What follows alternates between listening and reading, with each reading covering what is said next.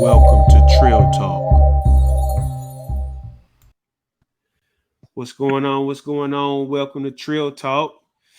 Uh, just a conversation with me and my bros, man, where we just chop it up, talk about uh, the origins of our existence, how that relates to our society, our culture, our religions, our thinking patterns, and we just create a safe place for brothers to just get a perspective, man. And today we got a special guest, a brother of mine, Taye, uh, joining us today on the talk. We just gonna bring you in on the conversation, man, and just how you give us just a little background about who you are, and we're just gonna dive into a trail talk, man. So Taye, yeah, just give us a little background real quick. Oh yeah. First and foremost, man, thank you for having me on the platform. It's definitely an honor to chop it up with y'all.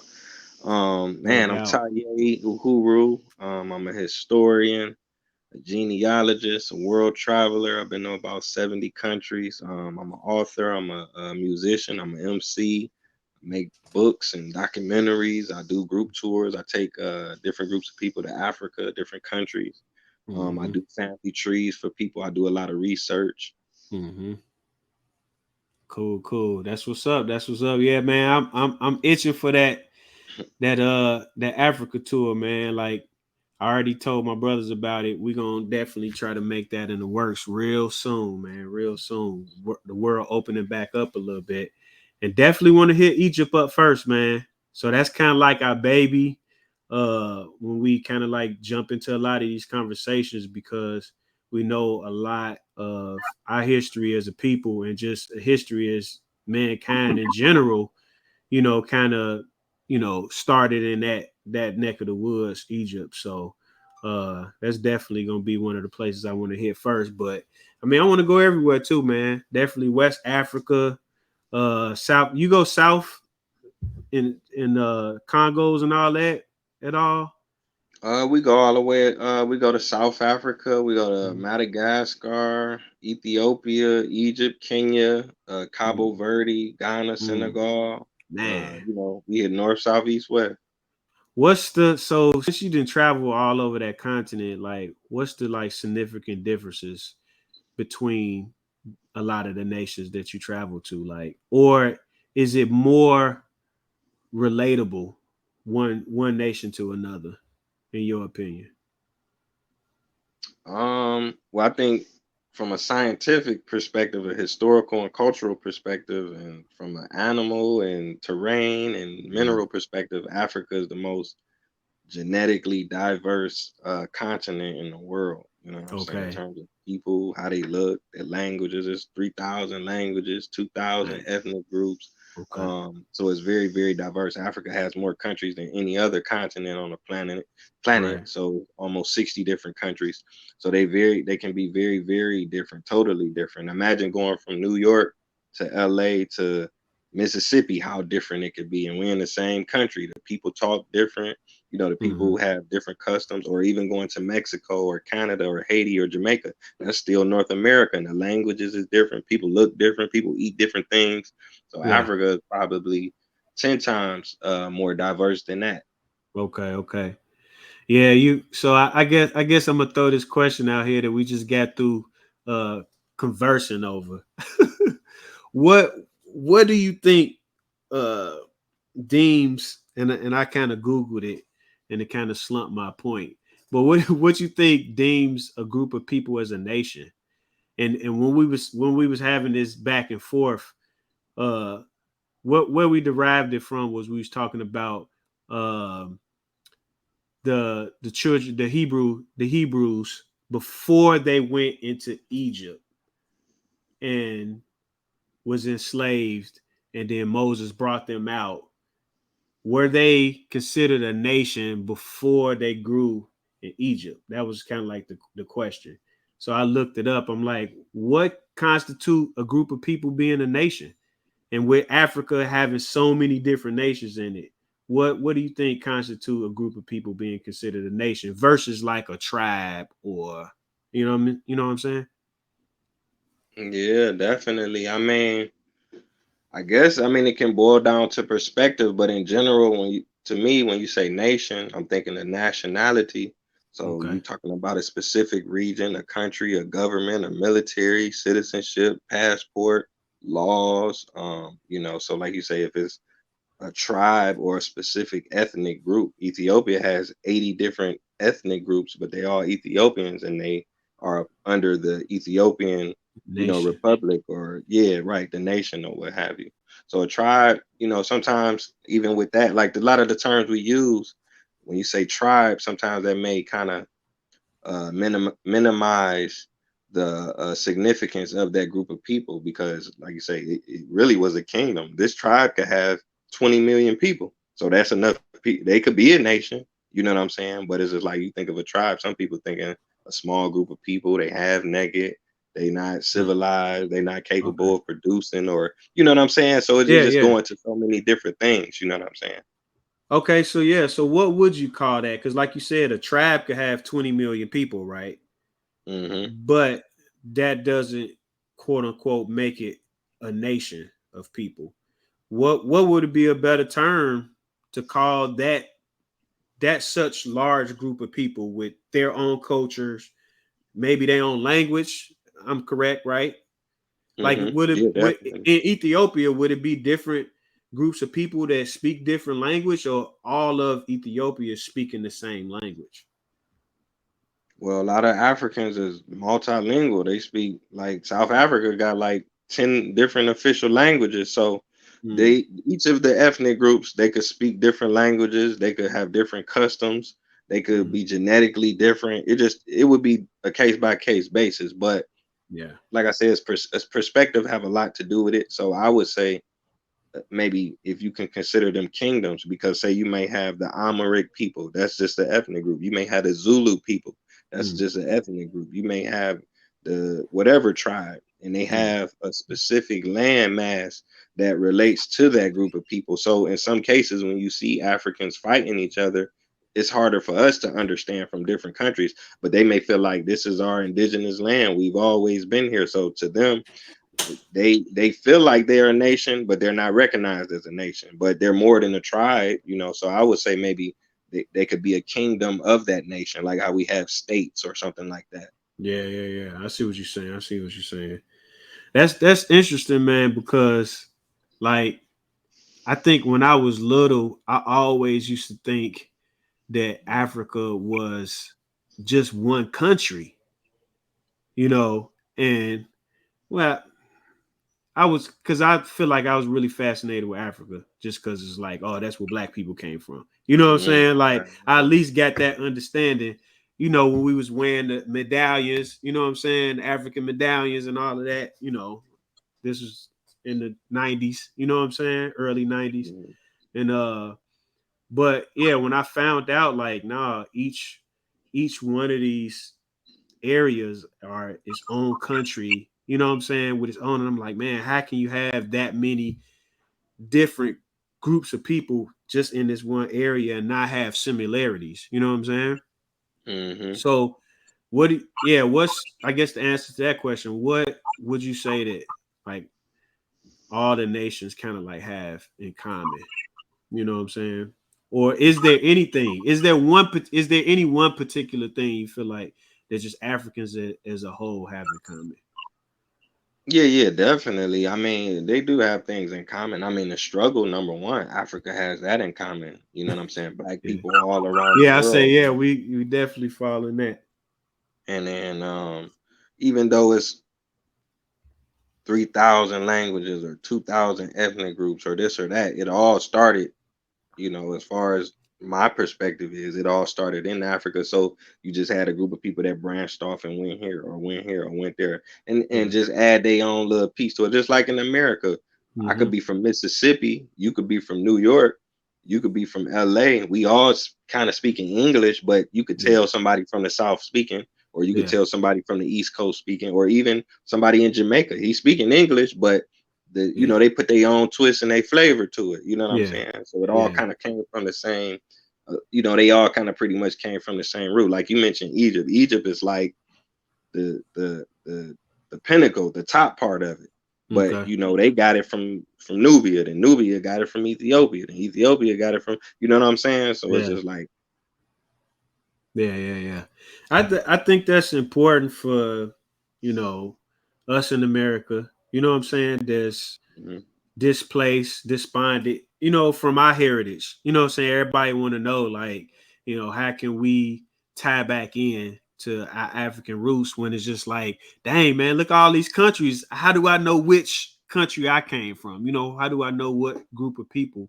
You know what I'm saying? But just to have that that Afrocentric, understanding of vibe, just to be able to relate just to that African culture. You know what I'm saying? Um, and I think that's important, man. It's important. Uh, what do you think blacks in America and black people in general that are not, you know, from Africa, don't really understand the culture, the history? How deep do you think like that should go, as far as people really trying to reconnect back with the motherland? I mean, it's everything. I mean, America, we probably the most brainwashed because even when you go to, like I say, the Caribbean or you go to Brazil, Mm-hmm. when the slave trade happened, it was a lot more Africans taken to those parts of America. So in Brazil, it's more black people. In Yeah. Jamaica and Haiti, is more black people. But in America, we always been the minority. We always been the smaller group of people. So when we ran away from slavery, we followed the Underground Railroad, but a lot of times we just had to leave.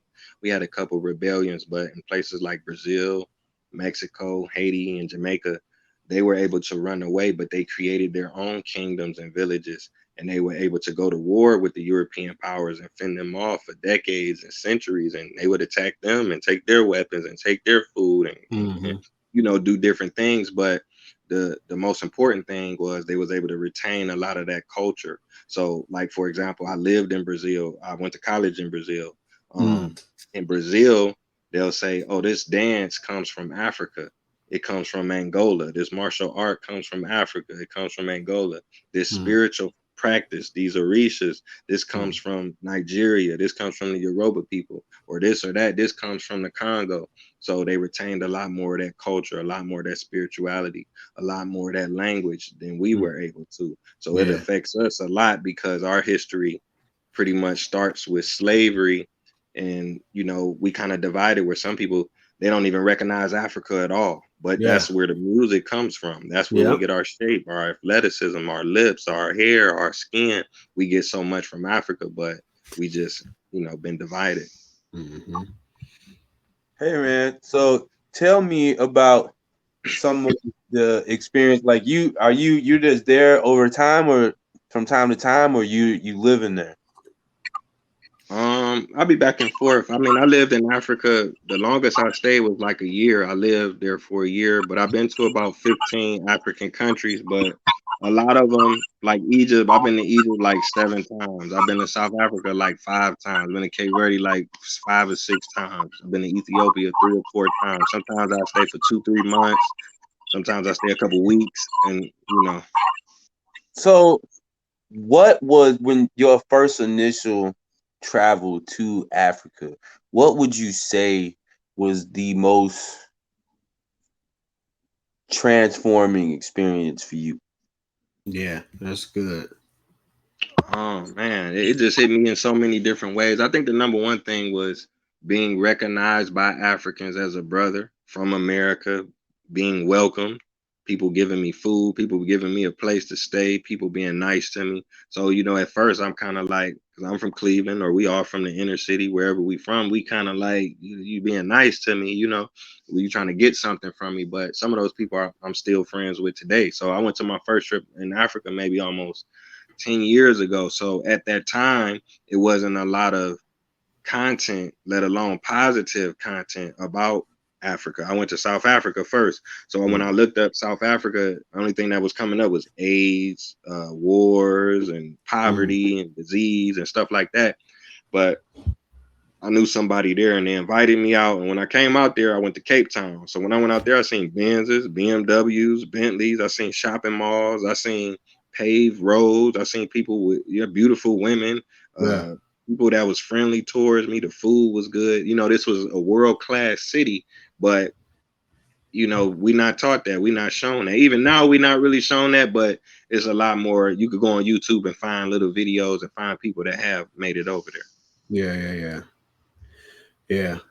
That's dope. That's dope. Well, man, a lot of our conversations, man, we definitely on the search to, discovering ourselves. You know what I'm saying? Our true selves, not just this Yeah. outer shell. And then also getting a better understanding of who God is. You know what I'm saying? How did we get here?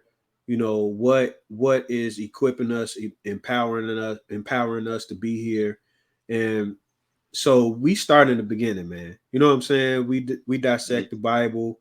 Um and that's kind of like our root where we started. You know what I'm saying? How we was raised. But we also just jump outside of the Bible and we study all ancient texts, all archaeological findings, scientific perspectives, you name it all. Like, we definitely want to find out what's true. And again, like, our baby is Egypt, man, because we see so many significant things. And like I say, from a biblical perspective, we always talk about like how all of these people, all of these patriarchs in these stories that we read, how they always migrated back to Egypt. You know what I'm saying? You look Mhm. at all of the Greek philosophers, Plato, Socrates, all of that, Alexandria established in Egypt. You know what I'm saying? Like what's the you being there and you experiencing, you seeing the pyramids, you going in the tombs and all of this stuff, like, what do you think is like the mystical significance and just the spiritual, you know, power that draws everybody back to this pinnacle? Because you use that word pinnacle. Like, what do you think is special about Egypt? Man, it's special on so many levels, but I think maybe the world may recognize it a little bit more because of, like you say, the pyramids. That's the world's greatest structure. As far as we know, we don't even really know how they built it. It's Mm-hmm. so many different theories on how they did so many amazing things. Yeah. And like you say, the Europeans, the Asians, they all came to Egypt to learn, even from the biblical standpoint or religious standpoint. Even in Mm-hmm. Islam, people came to Africa to learn and grow, and that was like a bridge. That was like the last frontier. People leaving out of Africa, going into the Middle East or going into Asia, and Yeah. coming back in at the same, from the same port or whatever. So it's just a Mm-hmm. lot of different reasons why I think people are so connected to Egypt. But nevertheless, Egypt is in Africa. Yeah. Yeah. It's a part of it. What's far as like in Egypt, the culture, how diverse is it? Um, Far as being so close to the Middle East and being right up there, closer to Europe than the other countries. Do you feel like it's really diverse, far as the cultures, the structures? Like, how is it versus like the rest of Africa?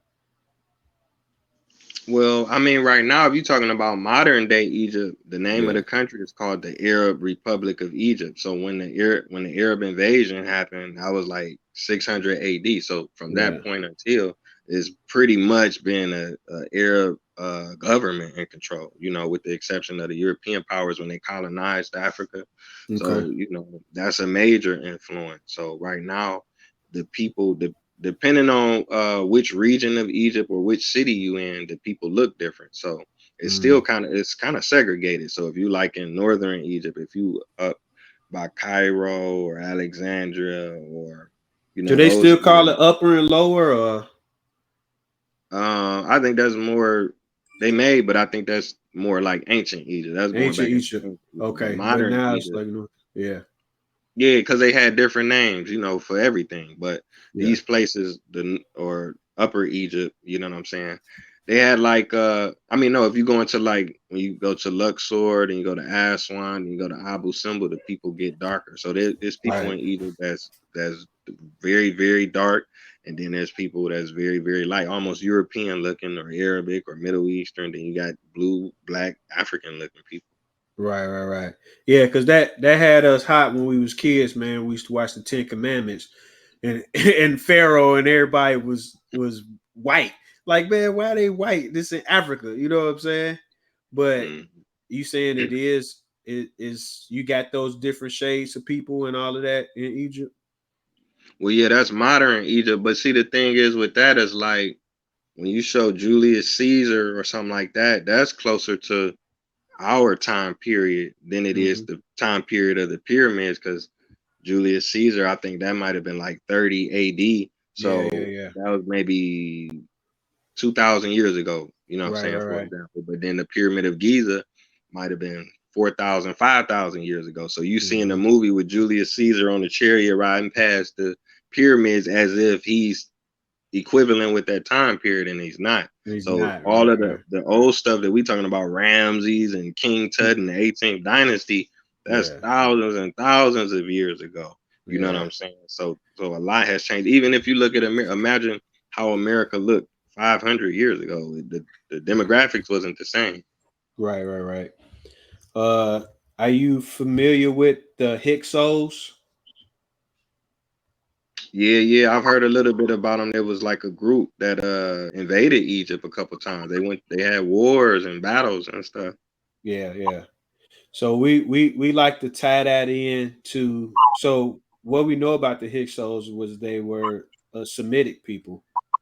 So 9 times out of 10 they came from some region in the Levant, and we kind of tie that in with seeing how they invaded it with, of course, the story in the Bible of Joseph, and how Joseph ended up going into Egypt and getting really close to the Pharaoh and being able to bring his people in, and that's how Jacob and them ended up in uh in the Egypt area, in Cairo actually to be exact, because that was the land of Goshen. I think that was like the same area, so it's Cairo today.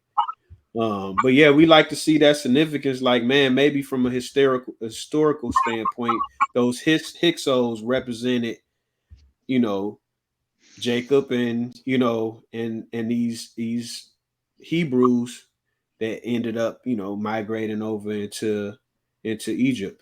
What do you think, far as uh have you been to any countries in the Middle East?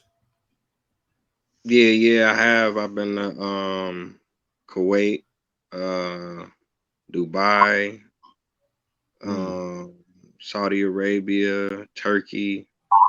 I'm trying to think. I think that might be it. What's the cultural differences that you see like this really stands out in any similarities? Say that again. I said, what's the cultural differences that stood out to you when once you got over there? Just from it's one thing for us to see it, you know what I'm saying, on TV, but like when you experienced it when you went over to the Middle East. You saying what's the differences in comparison to what? To Egypt or Africa Yeah, or to Africa. Yeah, to Africa. um I mean it's more like Arab culture, you know what I'm Hmm. saying? Versus sub-Saharan Africa, if that's the term that people may understand what I'm saying. Yeah, Like the Middle East is a little different. It's more yeah. like Arabic, Islamic, in the way that people dress, in their Hmm. language, in Yeah. their traditions. So I guess like once you kind of come into Africa, Egypt, like I say, northern Egypt is like that. But once you go down into like Aswan and Abu Simbel, that's when it started getting dark. It started getting Mm. the people getting real black. And then below that is Sudan. Those are some of the darkest people in the world. That's Nubia. You know what I'm Yeah, saying? that's Then you Nubia. go Yeah, under that, that's Ethiopia. So yeah, yeah. It's So I wanted to ask, um, since you have have been there in your travels back and forth, has there been anything? I'm like, well, no, I won't say anything. What are what are the differences faith wise? Is it easier for them to accept each other, or is it the same here? Mm. Wait, say that again. Is it easier for them to accept each other's faiths, what they believe, their religions, or is it the same as it would be in America where we're all jockeying for the best faith? I I mean, like that you which said area that. in particular are you speaking about? Huh? Is it a certain area in particular? But I just mean in general, In not general? particularly, just in general, just it's from what you've, said, come across in your experience as Well, far. no, let's say in Africa. Let's stay in Africa because we know how how Okay. they are in the Middle East. You know what I'm Well, saying? But I'm sorry. That's what I meant. I'm sorry. I apologize. That's what I meant.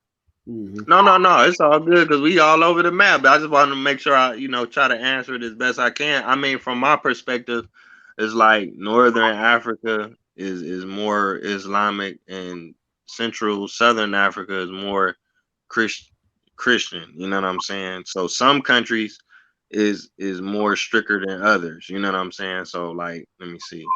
Maybe a good example like Kenya or Ghana, those countries is like is Muslims and Christians. You know what I'm Mm, saying? So I don't know of any conflicts specifically where they attacking each other or they got beef or nothing like that. You know, they okay. they get along pretty well. But then like when you go into Egypt, more so you see more, or I've heard of more like religious attacks against non-Muslim people. But you know what I'm saying? Mm. What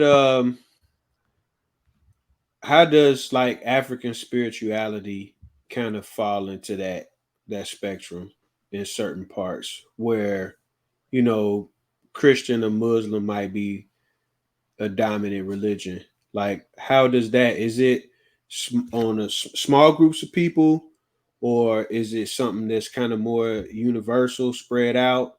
And I mean, if you could, what is African spirituality like from your perspective?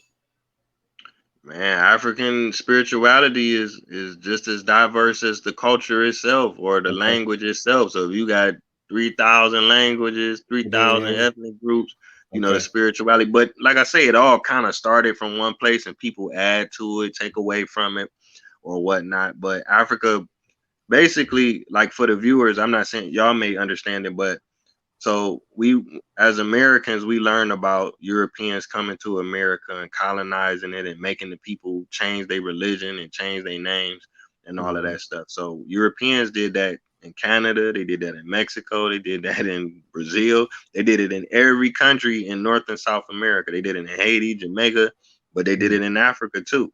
You get what Mm-hmm. I'm saying? So the transatlantic slave trade and the scramble for Africa and the colonization of Africa and the colonization of North and South America, all of these things was going on around the same time. And then you had an Arab slave trade that Mm-hmm. started before the European slave European trade. slave. Yeah. So with the conquest of the northern and western parts of Africa came the Mm-hmm. religious changes. So what I'm trying to say is the majority of Africa is either Muslim or Christian, just as the rest of the world. Okay. Everything that happened, it happened in Asia. It happened in like when Malcolm X say these people went all over the world and caused chaos and destruction. They Literally, literally went everywhere. Right. Right. but they don't teach us that. So if Yeah. you think what happened to the Native Americans and the black people in America was messed up, it's Mm. probably, I guarantee you, 150 other countries that got a similar story, and it may be worse. Yeah. Yeah. I got one of my neighbors is from South Africa. He a white dude. And yeah, he literally told me like that's why he left. He was like his dad was like real racist. You know what I'm saying? Like his family was real racist, and he was like, man, yeah. And I growing up over there, I seen that. You know what I'm saying? Like all this stuff like that y'all experiencing over here, like that stuff. He like I seen it. I was on the other side of it. You know what I mean? But he's like, Yeah. yeah, I can tell you, it's messed up how a lot of people are treated over there. So yeah, that that sense of having your beliefs and having all that was being stripped everywhere. You know what I'm saying? So it wasn't just over here with us. So Yeah, so that definitely. those two religions between Christianity and Islam both just dominated pretty much the East. You Or know dominated the world, the but world. Yeah, it was a difference. Now, I'm not saying they exactly the same, but yeah, in general, you know what I'm saying? You had the Arab slave trade, and you had the transatlantic slave trade. So there were differences. So with the Arab slave trade, the black people, they had more freedom and more rights because some of them were slaves and they rose to be kings and military leaders and fighters. Like a lot of the black people that were taken from Africa and taken to India and the Middle East and different parts like that, they ended up becoming rulers, and they was used for like military and used for battles and used for fights. So, but like the transatlantic slave trade was more like agricultural, where we was picking cotton and picking sugar cane and yeah, tobacco and stuff like that. So it was some differences. So like I say, I'm not saying it's right or it was better, but it was different. So the Arab slave trade lasted longer, and it started before the transatlantic slave trade. But just to be clear, the mm, transatlantic slave trade was like the worst shit ever. You know what I'm saying? yeah, If that makes sense to you, they was real wicked and cruel with their methods. yeah. Yeah, that's what we was talking about there too. How like slavery was not an odd thing just worldwide, but it was Hmm. something very unique that they did when they, put us in slavery and brought us over here. Like, like just to pull a person's whole history, you know what I'm saying? Your whole ethnicity, like all of that to strip you of that, and leave you with nothing, leave you as just property. You know what I'm saying? Like, yeah, that was a lot of mental and psychological trauma, man, that years later, man, we still trying to rise out of. You know what I'm saying? But Definitely. uh He said yeah, though, my bad. Go ahead. no, go ahead, go ahead. No, I said I like what he said though. Like I think sometimes we put us in a box Mm, because he said, like Malcolm said, like they went all over the world and did it. Like mm-hmm, sometimes we don't realize that there's other people, like he said, probably suffered way more atrocities than we did. You know what I'm saying? Probably because they put up more of a fight. yeah, You know what I'm saying? Like you not finished, so they had to do detrimental things to mentally psych them like y'all gonna give in. Like with us, we didn't know no better. We was just being put in chains and like get on this boat. They was catching some of us, and then some of us was getting given away. You know what I mean? Like it was other kings that was like, yeah, you can go get that smaller tribe over there as long as you don't mess with us. So they just picked up and putting on chains. We don't know no better. Then, like you said, Darnell, we come over here, we don't speak the language, we can't read their language, etc. So we super confused. You know what I mean? I'm like wondering how many other nation of people had that happen to them, and it's just like he said, ain't never been talked about at Mhm. all. You know what I'm saying? Yeah, yeah. It's this guy that I met at my job or whatever. He Puerto Rican dude, and he was just telling me about this organization that he in or whatever, and he was just telling me about the liberation in Puerto Rico. I didn't realize how bad they were getting treated. You know what I'm saying? And the fight that they had to have as a people, and how much like they're related to like Native Americans. You know what I'm saying? Like I didn't realize that history, that connection between Puerto Ricans and like Native people that was native indigenous to America. You know what I'm saying? How they end up kind of like their story. And yeah, he was dropping some jewels on it, man. You don't realize how, like you say, how it affected the whole world, man. Just that mentality. Yeah. But Definitely. All right, so yeah, I got a uh, question. oh, there you Um, go. we're gonna go back to Egypt. So Mezzarine, Ham's son, how much do you know about the founding of Egypt before the pharaohs and all that? Mm. Man, I wouldn't really know about that. To my information, to my knowledge, when North and South connected, it was through Narmer. So I think that's when the Egyptian history begins. But I don't know about the biblical perspective of it. You said Narmer? The Narmer palette. That's when they start the Egyptian history. Okay. Oh, is that that's the Egyptian calendar or No, it's like a piece of stone. okay. When they show like when you say lower and upper Egypt, Okay. when they unified, that began with Narmer. So that's the Right. beginning of what we call Egypt. But that don't Yeah, mean that's it the was history that we have of it. But like Okay. the before the pharaohs and all that, like we don't have a lot of history of the founding, the very founding of Egypt. You know what I'm saying? So But yeah, I mean I read up about Kemet. Is Kemet is that which that just means black, right? I'm pretty sure that's what they mean. Kemet, because um that's where we get chemistry from. Like, but Kemet, because the word Egypt, that's a Greek name. mhm. Then Nando said, and what is it called in Hebrew again? Nando? Nando. what What Mesrine? yeah, Mesrine. Mesrine. So that's the Hebraic name for Egypt. But Kemet, was that the Coptic name or was that the original name for that land?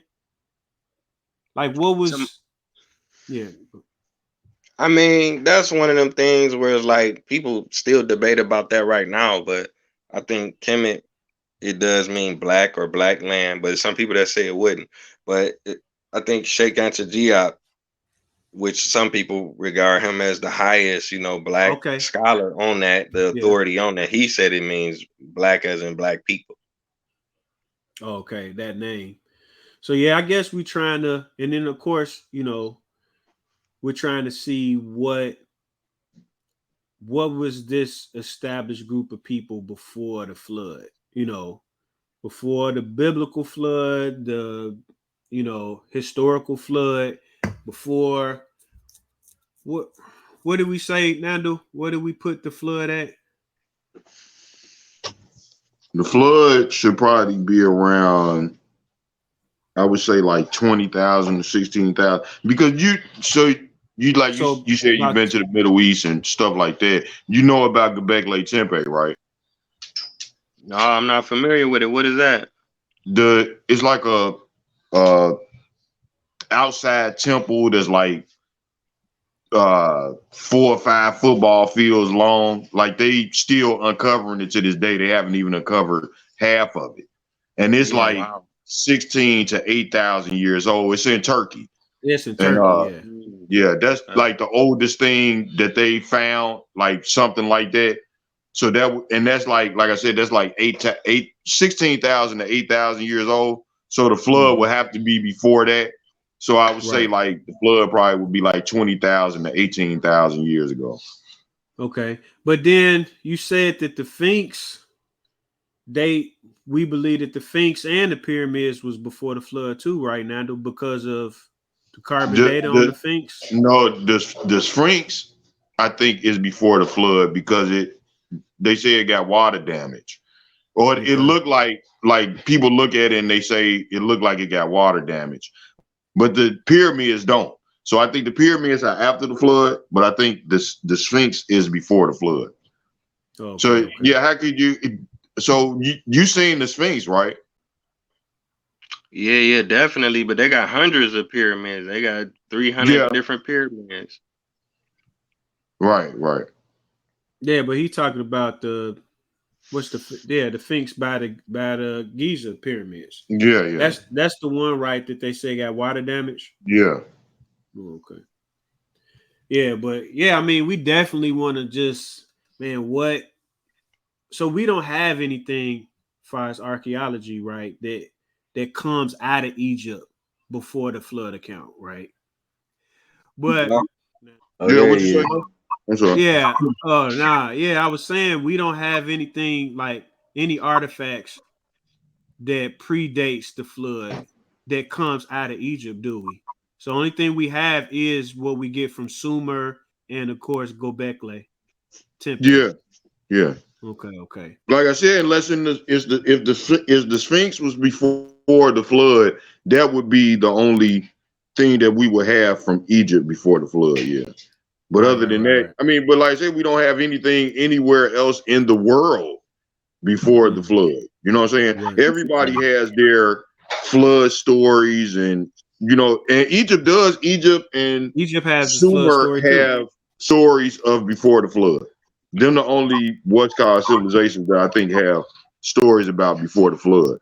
But Mm-hmm. as far as carbon dated evidence and stuff like that, no, we don't have nothing. Mm. So, say I wanted to ask, like, what are some of since you've been back and forth, for yourself, for you yourself, historical and spiritual connections that you've been able to make with your travels from Africa and Egypt, connections that you've been able to make on your own spiritually as you have made your travels back and forth.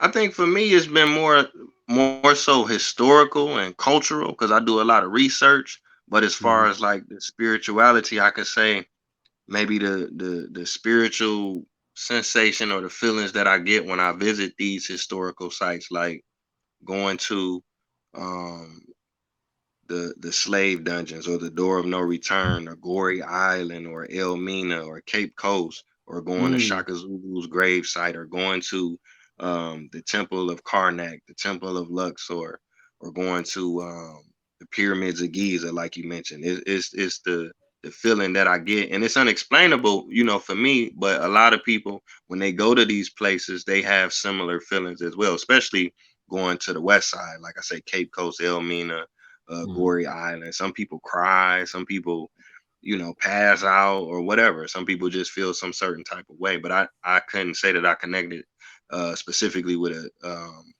certain spiritual system. Mm. Yeah, I met these people at an event a couple of weeks ago, and they import a lot of stuff. That's where I got this thing from. Uh, they import stuff from Ghana. So like this Mm-hmm. somebody in Ghana like handcrafted or whatever. Mm-hmm. Um, That's nice. but yeah, it's pretty dope, and some beads, some bracelets and stuff. But he told me about this place in Ghana because that's the Gold Coast, right? Ghana. Yeah, Uh, definitely. that's right on that's West Africa, right? Right there on the water, right? Yeah. Uh, he said it's like this place where you go and it's like this big castle, look like a castle, a white castle, and then you do this tour there, and they got all of these rooms, and I guess they show you like this is where the slave traders, when they would capture Africans, they would keep them in these rooms, before they put them on the boat and ship them over. And he was like, man, everybody that went down there is like, soon as you walk down there, people would just break out in tears, like immediately. Like, and he said his wife went down there, and the guy don't even tell you what it is until you get down there. He gets down there and then he kind of like explains the history of it. Hey, I got to try to remember the name of it, what he called it, but it's in Ghana though, and he explained the history of it. And after you find out like where you're at, you know what I'm saying, that you was in basically holding cells for slaves, but he was like, it's just this feeling. He's like, man, I couldn't explain it. Like everybody that went down there before he even told the story, he's just like, just you get this emotional feeling, man. And I thought that was crazy, man. And he was Yeah, just definitely. telling me about that. Trying to think of the name of it. He told me the name of it though, but it's a You cat. got It's a two of castle. them. They got Huh? two of them in Ghana. They got Elmina and then they got Cape Coast. Those are the slave dungeon or slave castle. Is one of them white? It's like a They big both white. white. Oh, they both white. The building itself is a white building. They white, got cannons and cannonballs and stuff. Yeah. Okay. Yeah. Yeah. That's it. Okay. What's the name of them again? One is Elmina and one is Cape Coast, Elmina. like Elmina. Okay. Yeah. Yeah. Okay. Yeah. But yeah. Yeah. I could just imagine that it's a lot of. I mean, it just. I know it'll be refreshing for us just to go over there. I tell the bros that all the time. Like, I just can't wait to go to Africa and just get that energy. You know what I'm saying? Like, just to be able to connect to a lot of the start of our history. Like I say, just not just black people, but just history and in general. You know what I'm saying?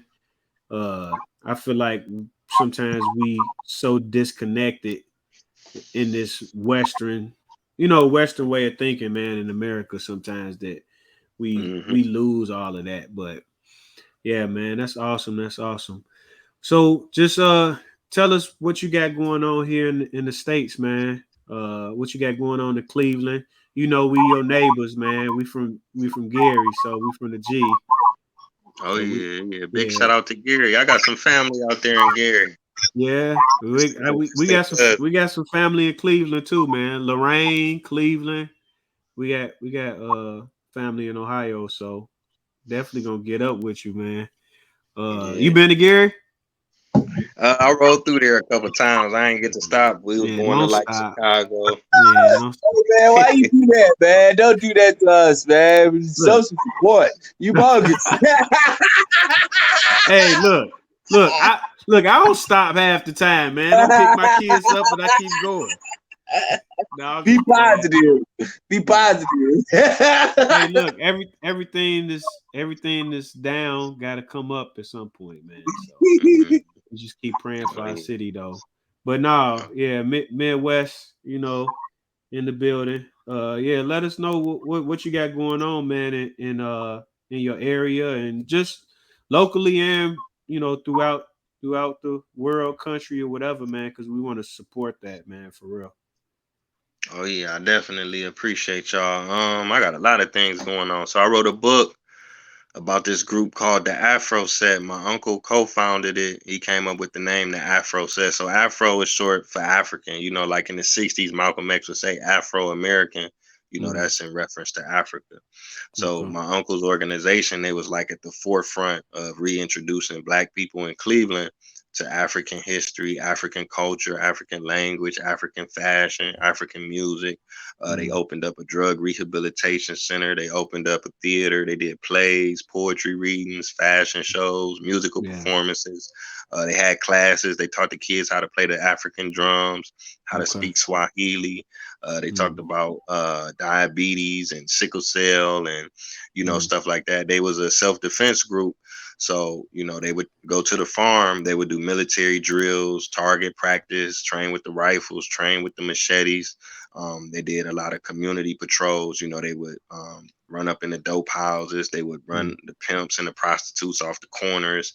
Okay. They would stop police brutality. It's a very exciting book. It's shootouts and bombings and a lot of Cleveland history because Cleveland is not often talked about, during the civil rights and Black Power movement. We hear about Mississippi, we hear about Birmingham, we hear about Harlem, we hear about Detroit sometimes, we hear about Watts, but Mm. Cleveland influenced a lot of people like the Black Panthers, Huey Newton, Bobby Seale, Malcolm X, Next. Dr. Yeah. King, Robert F. Williams, a lot of the greats. Cleveland had a significant role in Hmm. both of those movements. That's the book. And then I got a documentary about Egypt. It's basically just chronicling my travels back and forth. So we go to the Sphinx, we go to the Step Pyramid, the Red Pyramid, the Bent Pyramid. We look at the Valley of the Kings, the Yeah, Valley of the we going all in places, man. So just get ready to Right. take me. Yeah, yeah. So the documentary goes into a lot of those places and lets you see them. Because a lot of people we always see the outside of the pyramid. So I take the camera in the inside and take people on my little journey with me. Hmm. So that's the book. That's the documentary. Like I say, I do genealogy. If anybody out there want to study their family tree or their family history, there's a lot of documents that's still out there that we can still get today to help us find out who our great great great grandparents were. Because a lot of people may not realize this, but you got two parents, you got four grandparents, you got eight great great, 16 great great great, 32 great great great great. Then you got 64 great great great great, then Mhm. 128. You keep going.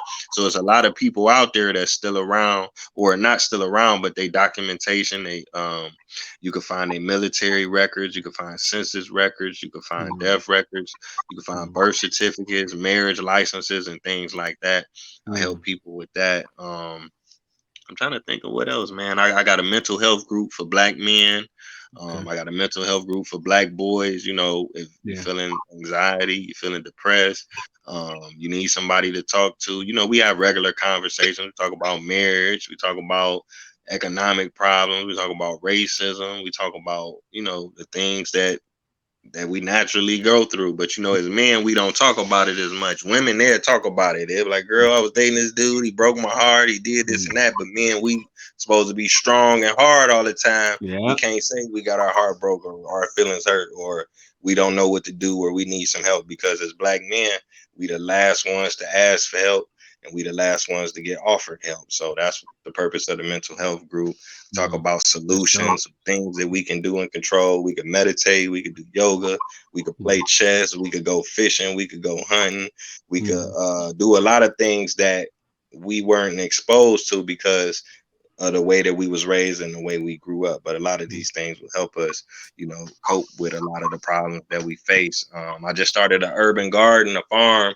So Yeah, I my seen chickens that. coming this week. We're gonna have chicken, we're gonna have eggs. I gotta pick up the beehive next week. We're gonna have honey, we're gonna have Mhm. strawberries and watermelon, and it's in the hood, you know what I'm Yeah. saying? So if anybody Yeah. ever want to come out, we're gonna try to have some classes, show people how to do the basics, volunteer, do mentoring programs for the kids, teach them how to play chess, and you know, Um, Yeah. you have a you have links, and what platforms can people find you on to get with you about these things? okay, yeah. Let me add one more thing on there. I forgot. I got a podcast too. You know, if any of y'all want to come on there, y'all welcome to come on there. Okay. I done had all type of guests on there, very creative people, business people, a lot of celebrities. You know, we talk about different things, so I'm constantly looking for more guests. So if you want to get in contact with me, my IG is Taye Uhuru. My Facebook is Taye Uhuru. My YouTube is Taye Uhuru, and my website is tayeuhuru.com. Okay. Yeah, I'm gonna make sure that all of that is in the link in the description so people can, know where to find you and yeah, definitely connect with you and be able to follow you and all that good stuff. Um no man, yeah. Of course I follow you. You know what I'm saying? I've seen the documentaries. I know what you're about. I got connected with you through wifey. You know what I'm saying? You was on. Shout out to Michelle Unveiled. Right. Big shout Uh, out to the Queen. Thank you again, yeah, Queen. definitely. So, yeah, she connected me with you, and like I said, I just been following you and watching you the whole time, brother. What I like the most, what stands out to me about you is I feel like you really represent us. You know what I'm saying? And when I say us, I'm talking about like we from the Midwest, man. We from the streets. You know what I'm saying? Like this Definitely. is this is the culture and the narrative that we have had to formulate for ourselves. You know what I'm saying? Like this is our story. You know what I'm saying? So you understand our story, and that's the point of Treal Talk for me. You know what I'm saying? Like I say, we our whole purpose is, man, we want to find truth. You know what I'm saying? No matter what rock is hiding underneath or where it's been stripped from us, we want to hunt it down. You know what I'm saying? And when we on this search, man, we always look all around and outside of the world that we come from, and we just get these perspectives from whether it's academia or what I'm saying, the education system, whatever it is. It's like it's their perspective, Mhm. but man, we have divine wisdom too. We got understanding about life from our experience, you know what I'm saying? But sometimes we don't have that safe place like you was talking about, especially with our black men, our brothers, man. You know, we don't have that safe place to be able to share our perspectives and our views. So that's what we about, man. You know what I'm saying? We don't judge nobody, man. We don't, put no shade on nobody. We just like want to just connect and build. You know what I'm saying? We all about building, understanding knowledge about who we are and what we should be trying to attain to as a people. You know what I'm saying? And it starts at home, man. We got to start at home, our communities. Like I say, and that's what stands out to me about what you're doing, man. You doing it in your community. You went out there for yourself and explored the world, and now you bringing that back to our people, man. That's salute, man. That's awesome. That's dope. You know what I'm saying? So, but Thank you again, King. I yeah, appreciate it. so I told you, man, we're gonna pull into you and all that with the garden. I got an announcement to make. uh Starting yesterday, me and wifey decided to go vegan. Mm, Oh, that's what's up. Yeah, so whoa. man, like that's a big deal to me, man. Like before, we tried to change our eating habits and stuff like that before, do the pescatarian thing, but I can't really do it because I'm allergic to fish. You know what I'm saying? Then I cut back. I mean, I don't really eat, pork or nothing like that, but uh, just cut back on my red meat and all that stuff. But uh, she asked me the other day, like, "Man, you want to go vegan?" And I'm like, yeah, just, and it's not just about changing my diet, but it's just about me just rebranding myself, like doing something that's not what I'm just conditioned to, just being open to try different aspect of life, man. Like, why not? And if it's something that's beneficial, so uh y'all keep me in y'all prayers, man. I don't pick up no steak along the way. You got it. You got it. No, but no, Hey, look, but I completely support you, man. It's just that you I've gonna seen. support me from afar when you fire Well, up that well, grill. listen, as you, partner is not asking me to do the same. So, but Hey, hey, the real but, test, the hey, real test. If I but, if I can but still smoke the, all I'm saying is, is for both of y'all. It's a beautiful thing because naturally, from the beginning of time, we are vegetarian eaters. We are fruit eaters. If you go back and you look at history, we really don't do meat very that well. There's a lot of things in the human diet that we've added that our body doesn't even use. It just Mhm, passes right through us. We don't yeah, even use it, but it's just in our everyday lives, and so we mhm, do. So I get it, but like I have seen people do it, and all I'm gonna say to you is just behold your body because your body is not gonna be okay for the first little bit of time. oh Like, yeah, no, I know it's gonna be, you know what I I'm know saying? it's gonna be some adjustments. It's literally like saying I'm gonna stop smoking cigarettes because like you transition into a lot of non-fats and a lot of non-fats. You got to look at everything. Being Yeah, vegan, sure ain't no meat in it because it's a lot of things that we eat that we don't think has meat in it, but it do, mhm, or in things related to that matter. So, yeah, I mean, got dairy and all that. Yeah, but I'm gonna make it happen though. But yeah, uh, of course you can. yeah. But yeah, nah, I just want to shout you out again, brother, man, Taye, man, for coming on here with us. I hope that we can continue this. I know we had some rough starts with, missing a couple of scheduled shows, man. So I'm glad we could get it in. But we just want to invite you into the circle, man, and link up with you, be a part of your network, and you be a part of ours, man. So Oh yeah, thank y'all again. It was definitely an honor, man. All y'all. I'm glad I yeah. had this conversation with y'all, man. All right, Nice. man. So yeah. All right, man. We're gonna wrap this thing on up, man, and we'll catch up with you guys next time, man, on Treal Talk. All right, peace, King. Peace.